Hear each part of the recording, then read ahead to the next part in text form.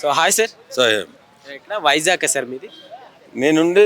మాది విశాఖపట్నం జిల్లా పాయకరపేట మండలం సత్యవరం. ఓకే. నేను వచ్చేసప్పుడు 25 సంవత్సరాలు అవుతుంది ఇక్కడే settled. One word about Pavan Kalyan garu అంటే ఏమని చెప్తారు? మనుషుల్లో దేవుడు అని చెప్తాను. ఎందుకని?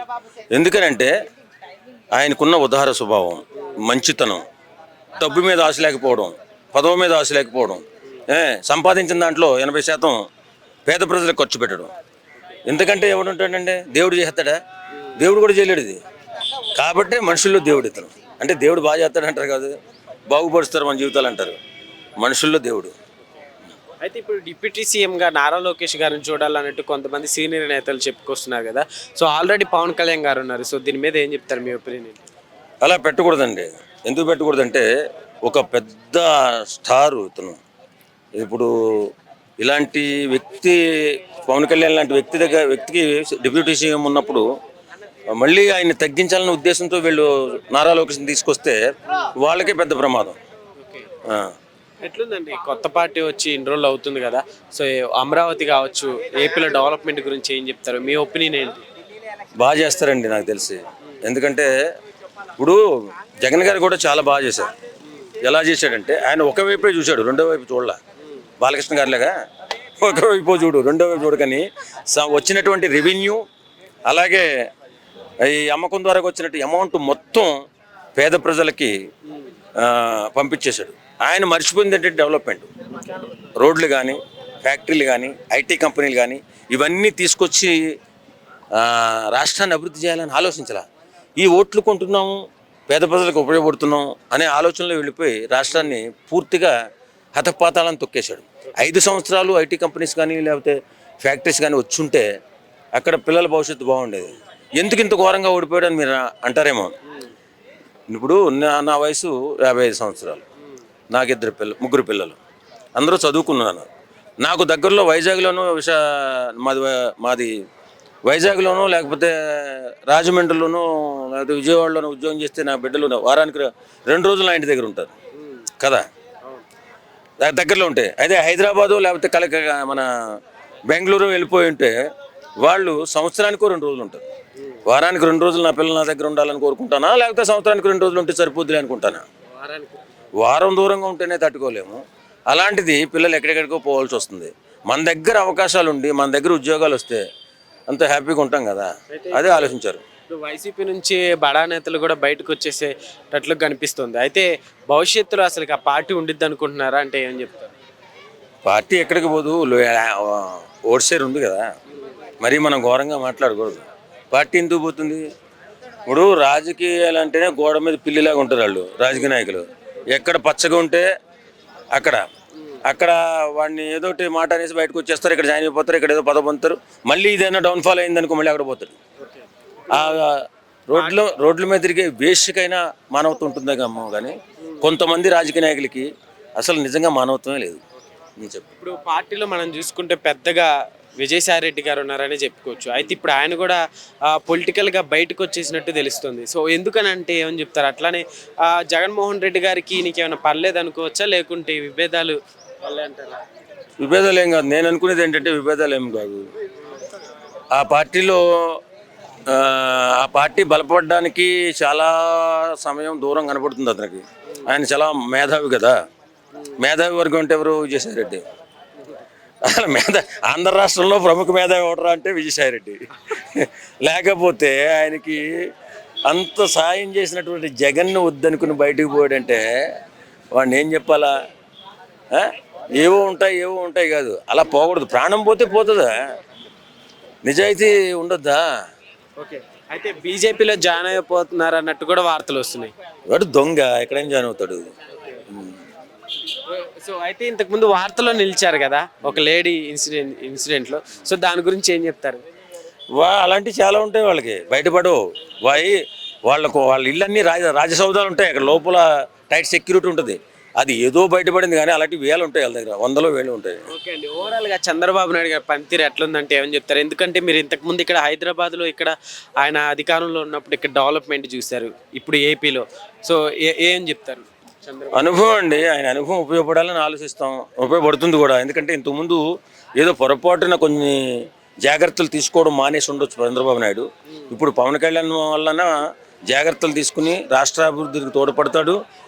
అలాగే ముందు అడుగులు వేస్తున్నారు కదా, మనం చూస్తున్నాం కదా. అమరావతి డెవలప్మెంట్ ఏంటి, తర్వాత ఉద్యోగ అవకాశాల కోసం ఐటీ కంపెనీలు కానీ పారిశ్రామికవేత్తలతో మీటింగ్లు కానీ ఇవన్నీ పెట్టుకుని సమతుల్యంగా వెళ్తే రాజకీయం బాగుంటుంది వాళ్ళది. ఓకే అండి, థ్యాంక్ యూ. నెక్స్ట్ అరాచకాలు కానీ అక్రమాలు కానీ జరగాలి అంటే పవన్ కళ్యాణ్ తలుచుకునేటట్లు ఉంది. డిప్యూటీ సీఎంగా పవన్ కళ్యాణ్ ప్రమాణ స్వీకారం చేశారు.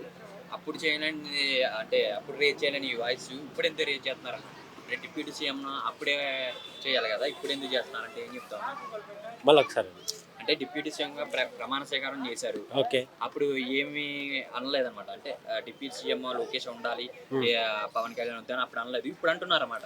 ఎందుకు అంటే చెప్తున్నాను, అది ఎలా ఉంది అంటే వైబ్స్ ఒక సీఎం నరేంద్ర మోడీ కానీ అమిత్ షా కానీ కేంద్రంలో ఎవరు వచ్చినా కానీ ఆంధ్రప్రదేశ్ అనగానే మొదటి వినపడే ఒక పేరు ఏదైనా ఉంది, రాజకీయ నాయకులల్లా ఏదైనా మార్పు జరుగుతుంది అని జనాలు ఎవరైనా అనుకుంటున్నారు, ఆ పేరు ఏదైనా ఉంది అంటే అది పవర్ స్టార్ పవన్ కళ్యాణే.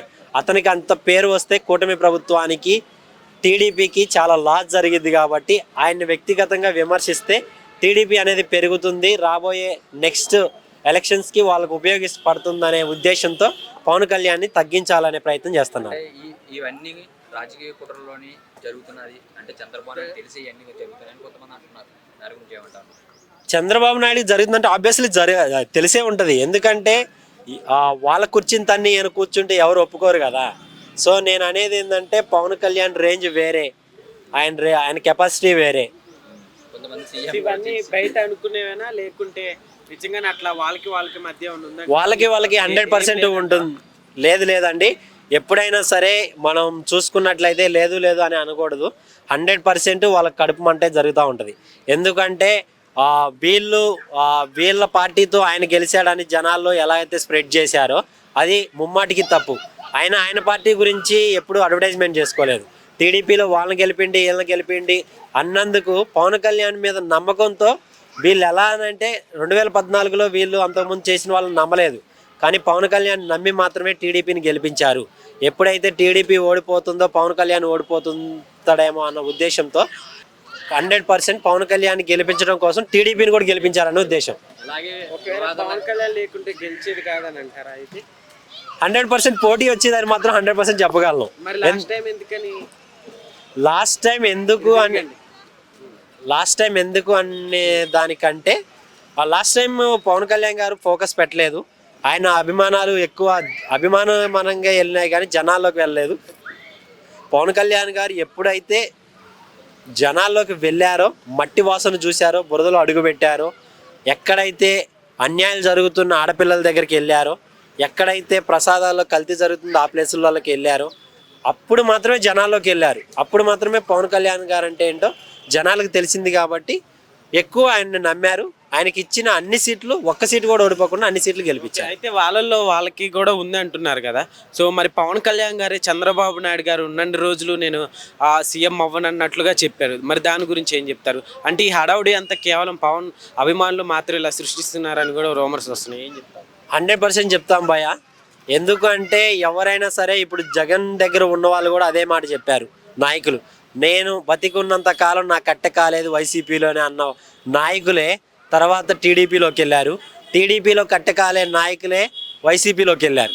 రాజకీయం అనేది ఎలా తయారైందంటే అది ఒక బూత్గా తయారైంది. అది కాదు, ఇప్పుడు పవన్ కళ్యాణ్ గారే సీఎంగా నేను ఇప్పటి వరకు చంద్రబాబు నాయుడు గారు ఉన్నంత వరకు నేనున్నాను అన్నట్లుగా అన్నారు కదా. సో దాని గురించి ఏం చెప్తా ఉంటాను? నేను దాని గురించి చాలా తక్కువ అయితే ఆలోచిస్తున్నాడు. ఎవరో వ్యక్తిగత అభిప్రాయం కోసం పవన్ కళ్యాణ్ అనేవాడు జనాలకు జరిగే మంచిని ఇంకా 10 ఏళ్ల పాటు వెనకలాగినట్టే అనిపిస్తుంది. ఇలాగే ఉంటే కూటమి విడిపోయే అవకాశం ఉంటుంది అని కొంతమంది అంటున్నారన్న. వివాదాస్పదంగా ఉంటే ఆ నాయకుల మధ్య విడిపోయే అవకాశం ఉన్నది అంటున్నారు. 100% విడిపోవాలి, విడిపోద్ది కూడా. విడిపోయినప్పుడే మాత్రమే పవన్ కళ్యాణ్ రేజ్ తెలుస్తుంది. విడిపోవాలి విడిపోతుంది 100%. కూటమి ప్రభుత్వం నుంచి జనసేన విడిపోతుంది. కూటమిగానే వచ్చేయాలనుకుంటున్నా. నువ్వెందుకని అట్లా అనుకున్నా అంటే పవన్ కళ్యాణ్ గారు కూడా కలిసి ఉండడానికి ఎక్కువగా ఇంట్రెస్ట్ చూపించారు. బట్ నువ్వెందుకని అంటే ఒక అభిమానిగా అభిమానిగా నేను ఆలోచించే విషయం ఎందుకంటే కలిసి ఉన్నప్పుడు పవన్ కళ్యాణ్ రేంజ్ అనేది తెలియదు. ఆయన బయటకు వచ్చి సీఎం అయినప్పుడు మాత్రమే జన సైనికులు ఆయన వెంట నడిచినప్పుడు, ఇప్పుడు జన సైనికులు నడుస్తున్నారా టీడీపీ నాయకులు నడుస్తున్నారా అనేది కూడా తెలియని. బయటకు వస్తే గెలిచే అవకాశం ఉంటుందంట. 100% గెలిచే అవకాశం ఉంది. వాళ్ళ బాగుంటుందా అది ఆయన పర్స్పెక్టివ్, ఆయన ఓన్ పర్స్పెక్టివ్. మనం మాట్లాడాల్సిన పని లేదు. ఎందుకని మీకు జగన్మోహన్ రెడ్డి గారు అంటే అంత అభిమానం? స్కూల్స్ వేసారండి, గవర్నమెంట్ స్కూల్స్. అందరూ చదువుకున్నారు బాగా. గవర్నమెంట్ స్కూల్స్ రూపురేఖలు మార్చేశారు బడ్జెట్ పెట్టి. అదొక చాలా. మరి ఇప్పుడు చంద్రబాబు నాయుడు గారి పరిపాలన ఎట్లుంది? చంద్రబాబు నాయుడు గారు ఐటీ సెక్టర్ లేపారు 15 years back. Cyber city. Chandrababu Naidu గారు ఏంటంటే దాన్ని కంటిన్యూ చేస్తున్నారు. జగన్ చేసిన కంటిన్యూ చేస్తున్నారు. జగన్ చేసినవి చంద్రబాబు నాయుడు గారు కంటిన్యూ చేస్తున్నారా? ఓకే అన్న, థ్యాంక్ యూ.